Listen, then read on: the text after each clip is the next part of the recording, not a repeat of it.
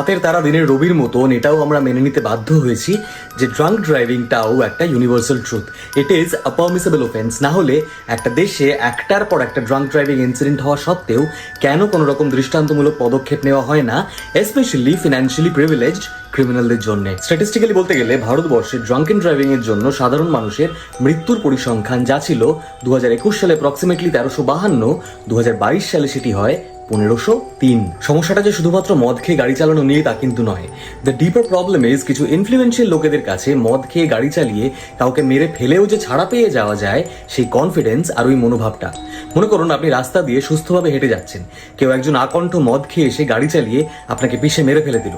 আমাদের দেশে আপনি চিতায় ওঠার আগেই আপনার কেসটার সেটেলমেন্ট অ্যামাউন্ট ডিসাইড হয়ে যায়। অবশ্য আশ্চর্য হওয়ার কিছু নেই, যে দেশে গাড়ি চাপা দিয়ে ফুটপাতে শুয়ে থাকা মানুষকে মেরে ফেলা একটা দাগি ক্রিমিনাল ব্লকবাস্টার হিরো হতে পারে, সেই দেশে আমার আপনার মতন সাধারণ মানুষ যে মার্জিনালাইজড হবে এটাই তো স্বাভাবিক।